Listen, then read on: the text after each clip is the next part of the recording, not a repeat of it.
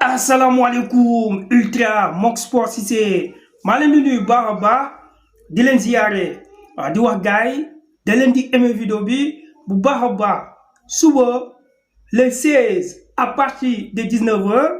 le Sénégal di def entrée en matière maanaam ci la ñuy dugg ci coupe du monde 2026 suñu premier match France la ñuy am mu nekk un match très décisif pour le Sénégal parce que choc la. remake la ci biir vidéo bi dinaa ñëw ci beaucoup d'informations et en même temps aussi maa ngi wax Ultra Mox Sport képp ku soxla maillot boo leen ñu contacter ci numéro bi affiché di ngeen am seen maillot man moom am naa sama maillot ba pare maanaam 2 maillots laa am Mox Sport lañ ci bindi numéro 10 la légende du football sénégalais Sadio Mané peut-être coupe du monde bi mooy nekk dernier dans sa kon donc Sadio Mané ñun ñëpp ñu ngi koy souhaiter bonne chance ñuy profiter aussi ci moment bi il se peut que en 2030 dootuñu ko gisati ci coupe du monde kon donc képp kuy sénégalais dernière minute wala chaque minute bi Sadio Mané du football dañ ci ko war a jël ci plaisir parce que Sadio Mané restera dans l'histoire du football sénégalais parce que c'est pas facile après coupe du monde bi. il se peut que dootuñu gis Sadio Mané mu football coupe du monde parce que après la CAN nee na bàyyi na coupe d'Afrique kon donc nañu profiter ci moom mu nekk yaakaar mu nekk joueur boo xamee sénégalais yëpp ñu ngi koy xaar suba pour mu dugg ci dernier danseur moom Sadio Mané kon donc gars yi maa yaa ngi noonu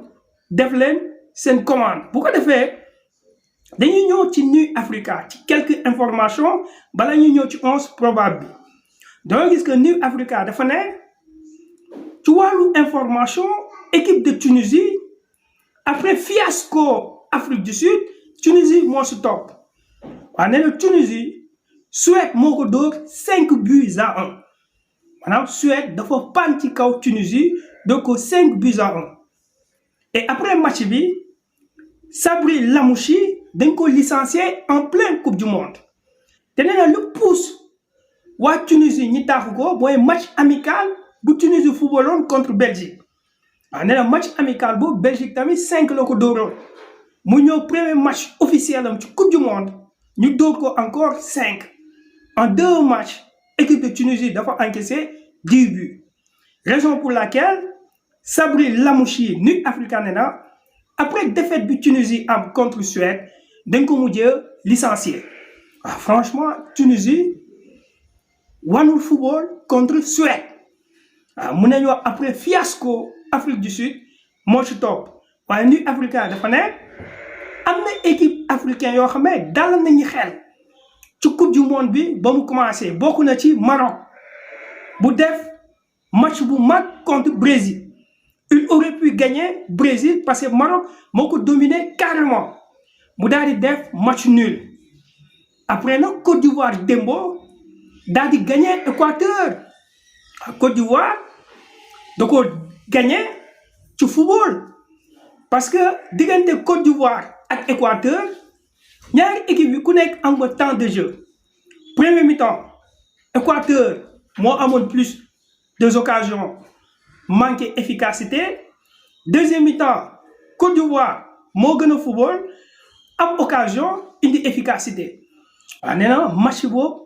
en termes d'intensité et de volume de jeu démo diggante Côte d'Ivoire ak Équateur gis nañ ko nee na Côte d'Ivoire na moo mujjee gagné 1-0 grâce à coaching de Emerse Faé coaching gagnant la def parce que dafa dugal Amad Diallo en cours de jeu mu dugal nee na Diomat aussi côté ivoirien Dembo il a fait une belle prestation nee na pour l'instant gis nañ que Maroc ak Côte d'Ivoire envoyé nañ message très fort NU Africa yamu fa nee na même Cap-Vert def na exploit contre l'Espagne Espagne moom le gars considéré comme l'un des grands favoris de ce tournoi Espagne rappelez-vous bien que dafa defoon match nul mook Irak et pourtant Irak ñoom ne ne équipe bu ndaw la mu tenir en échec équipe bu Espagne te ba muy tenir en échec équipe d'Espagne 4-4-2 regroupé moom la Irak indoon même style de jeu boobu moom la Cap-Vert indi Cap-Vert grâce à leur gardien qui est une légende du football capverdien tey def nañ exploit parce que équipe d'Espagne domination la doon indi waaye équipe bu mel ni Cap-Vert tactique bu muy indi défense regroupée bu muy indi def na exploit parce que match nul moo mujjee am diggante Espagne et Cap-Vert nuy africain ne na bravo maintenant Sénégal mooy entrer en matière suba équipe bu mel ni Côte d'Ivoire équipe bu mel ni Maroc équipe bu mel ni Cap-Vert prestation bu ñuy def pression de plus là pour les champions d'Afrique nee na champion d'Afrique moom la ñuy xaar suba waaye nuy Africa daal di wax ne na Iliman Ndiaye wax na nee na match Sénégal contre équipe de France Iliman Ndiaye wax na nee na France musul bokku ci rêve maanaam rêve pour football France nee na loolu musul bokku ci rêve mais France bu daan football day am mbégte parce que day gis football nee na moom sax France Sénégal seetaanu ko woon en 2002 match boobu seetaanu ko parce que 2000 la juddu nee na après archive le consulter parce que seetaanu ko woon direct mais moom li muy gën a jàpp mooy la génération 2002 ñoom El Hadj Ousseynou Diouf dañoo yóbboon football Sénégal fu sori daal di wax ne na seen match bu ñuy football suba ak France moom Iliman Ndiaye match très décisif la d'ailleurs sax wax na ñoom dañoo bëgg a indi coupe bi en Afrique maanaam Sénégal dafa am objectif de ramener la coupe d'Afrique de ramener la coupe du monde en Afrique ñoom coupe du monde bi dañ ko bëgg a indi ici en Afrique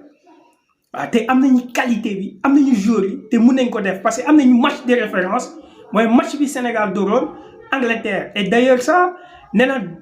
coupe du monde bu passé Maroc accédé na en demi-finale complexe amutul maintenant Sénégal dina xool France ci bët football ak moom mu nekk réaction boo xam ne Iliman Ndiaye wax na ko rassurer na aussi les Sénégalais avant les matchs en conférence de presse gis nañ que Didier Deschamps génne na wax gis nañ aussi N'Golo Kanté wax na Didier Deschamps nee na il ne se rappelle pas match Sénégal-France en 2002 loolu Didier Deschamps la daal di wax ne na bëri na ci ay joueurs ñoo xam ne match boobu seetaanuñ ko woon est-ce que en réalité juddoo nañ li ci gën a am importance mooy match bi ñuy football suba contre Sénégal daal di wax ne na Sénégal équipe buy xaar France la équipe bu am ay grands joueurs la waaye ñoom aussi match boobu bëgg nañu démontrer wane seen bopp loolu la Didier Deschamps wax na ko N'Golo Kanté tamit wax na lu bëri concernant le Sénégal N'Golo Kanté dafa insister nee na Sénégal équipe bu mag la équipe la boo xam ne ñoom français jël nañ ko au sérieux daal di wax point fort bi Sénégal yo muy milieu bi